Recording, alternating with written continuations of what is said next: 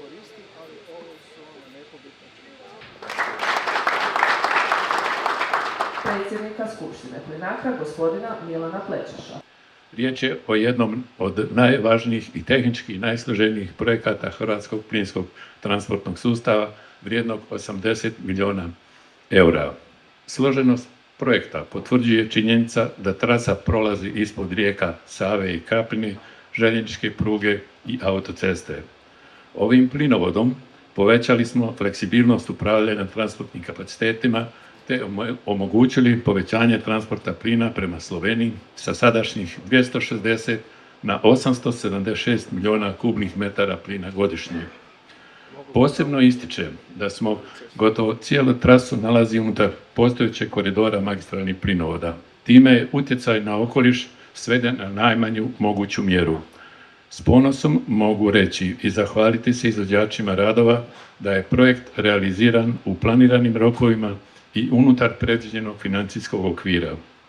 Koristim priliku da istaknem da smo u punoj realizaciji i preostala dva projekta izgradnji magistralnih plinovoda Bosiljevo-Sisak i Sisak-Kozarac.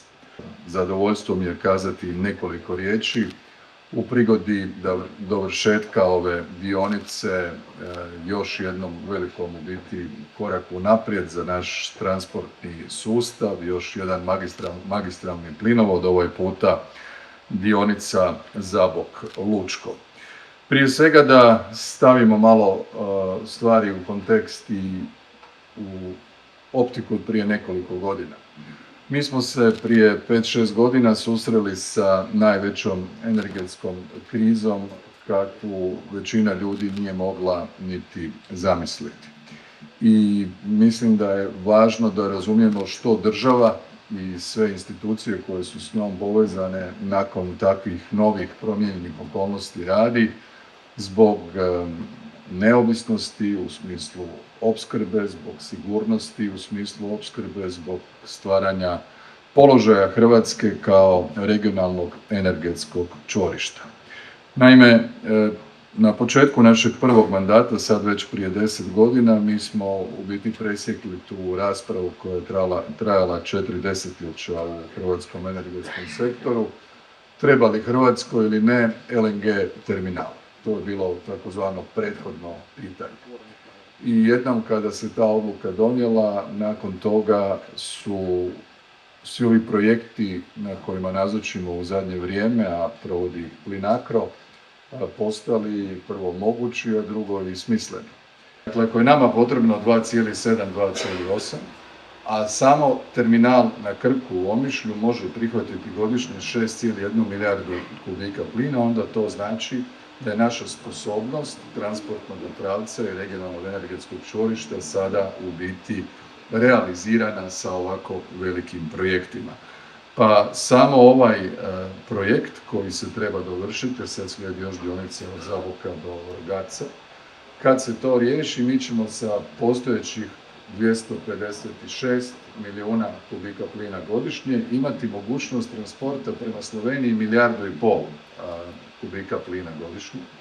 Kad se dovrše ovi pravci, a riječ je o pravcima Sisak, odnosno Bosiljevo-Sisak i Sisak-Kozarac prema mađarskoj granici, ako istina u promemoriji Sisak-Kozarac je na jesen, a Bosiljevo-Sisak do kraja godine. Je li istina to? Znači vidimo se još 2 puta.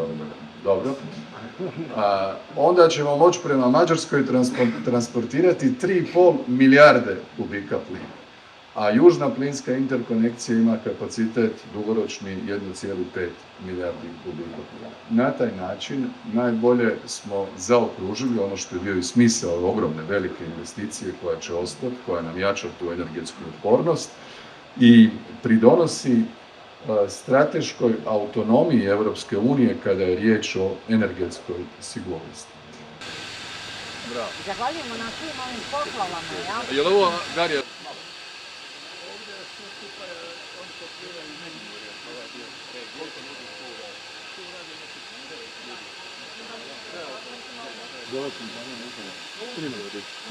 10 ljudi. Ovaj predsjednik uprave, dobar dan.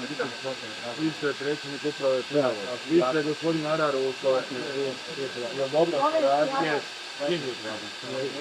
evo samo piše.